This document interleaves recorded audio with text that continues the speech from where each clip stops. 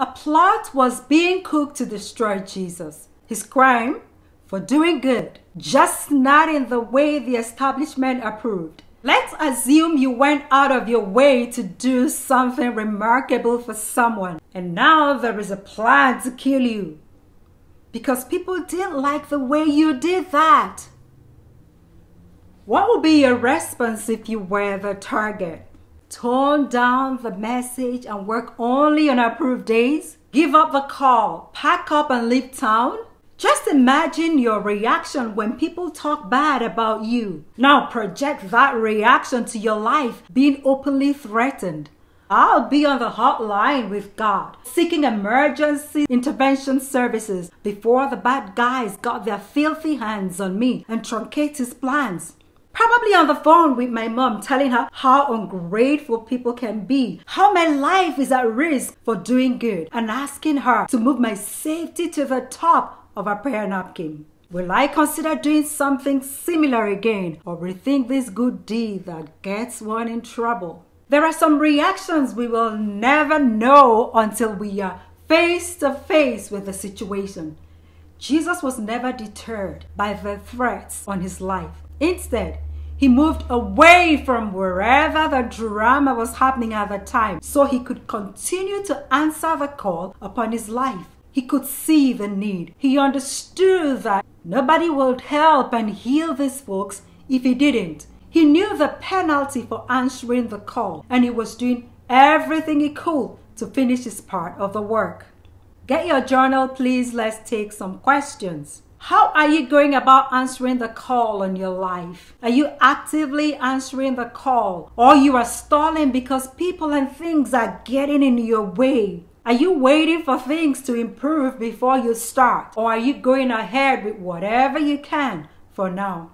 Jesus understood that our days are numbered. That nighttime was coming when no work could be done anymore. So he went everywhere he could to save and to heal every chance he got. He knew that those who wait for when it is convenient never really get around to answering the call. I get this because as I was preparing to answer the call regarding making these videos, it was as if all the power of hell was set loose against me to ensure that I never got it done. Don't forget, this was after months of wrestling with God over it. As soon as I was ready to answer, everything started going wrong from everywhere. I haven't been sick in decades. I was as cautious as I could be as the pandemic ravaged. But one step out to attend a meeting and I ended up with COVID. I was sick for days, but it took weeks to recover and regain my strength. I recall laying down in bed, wondering how recovery takes so much more than healing. And guess what? This was happening while I was supposed to be working on the videos. The release date was already set, so I kept pushing with whatever little energy I had. Then my equipment began to suddenly fall apart. Camera broke down abruptly. Brand new iPhone wouldn't work. My iPad packed up. My laptop quit in the middle of work. I kept trying to get past each hurdle, replacing what I could. By the time I got all the tools in place, the internet quit one night. The service provider did everything they could and came over the next day. But no, it won't function well. So I had to get a new system. Pressure and distractions coming from close quarters, spiritual and verbal attacks that left me heartbroken, anxious and weary. But I just kept going with my limited energy to meet the target date. Eventually, I had everything ready for shooting, but the eye bags that came up after the COVID wouldn't go away. I waited 2 weeks for them to clear, but they didn't. I turned to God and he asked, "So you won't go farther until the eye bags are gone?"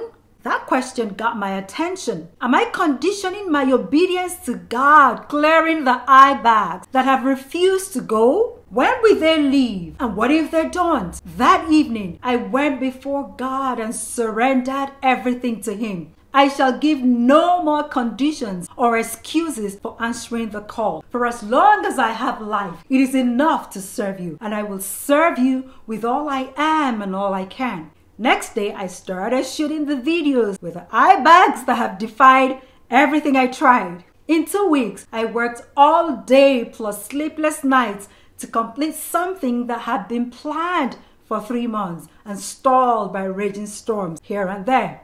I sat down to work one day, got up after 4 hours, and experienced a sharp pain on my waist. That earned me days of working while laying on my back in severe pain because I couldn't sit or stand. I kept pushing and working through disappointments and severe pain.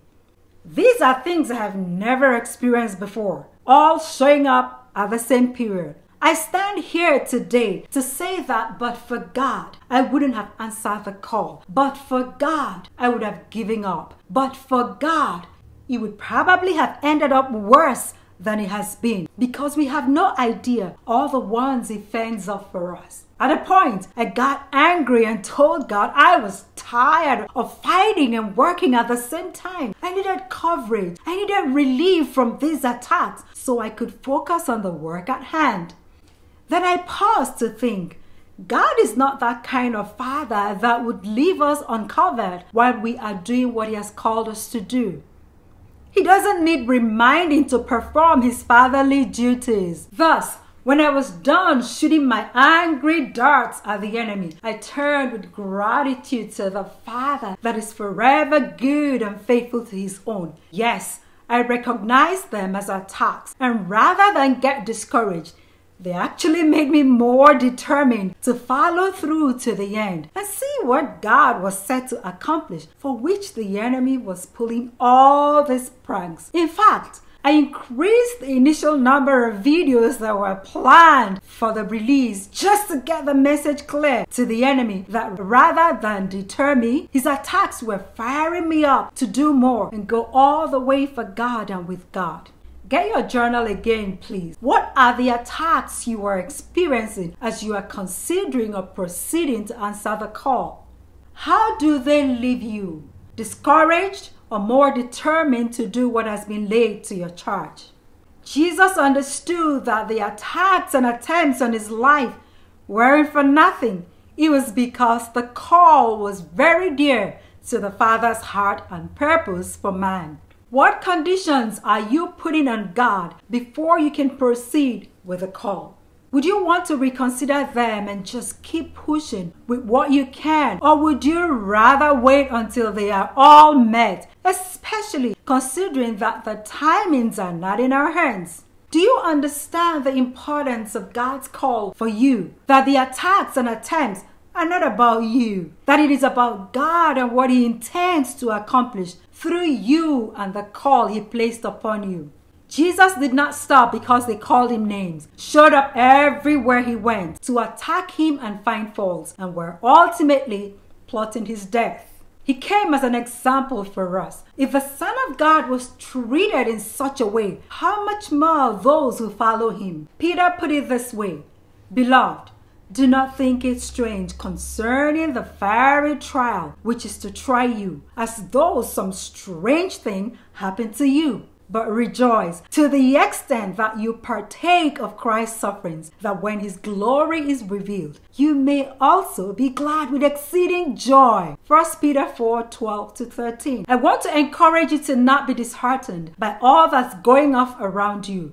The enemy doesn't waste such attacks on those who have no mission. Instead of being discouraged and putting up excuses, let these challenges remind you that your life is precious to God. Take the excuses down. Your calling is important in God's program. Your continued obedience, diligence, and faithfulness is making significant impacts. Otherwise, the enemy will not be wasting his resources trying to stop you. And guess what? He couldn't stop our big brother, Jesus. He can't stop you either because Jesus is standing in the gap for us. He's been through it all and He knows how to get us the help we need to get through each attack. Nobody and nothing can stop you. Don't stop yourself, please. No matter how the attacks come and go, no matter how they leave you, for as long as you still have breath, keep going, keep fighting. Keep answering the call, and the God of peace will soon put Satan under our feet. Until then, Don't forget you are dearly loved by God our Father. Your calling carries weight before God. Don't stop until the day you stand before Jesus, when you hear him say, "Welcome home, you good and faithful servant." Until then, keep taking down every excuse and keep answering the call. Keep pressing in with everything you got, every which way you can. And as you do, may you never cease to experience the presence and the power of our ever-present help and guide. Be inspired. You are a star, and it's your time to shine. Don't forget to subscribe and share this with family and friends. Join me in the next video, still on this series of Divine Interruption, as we continue to explore the relevance of the life and journey of Christ for our times.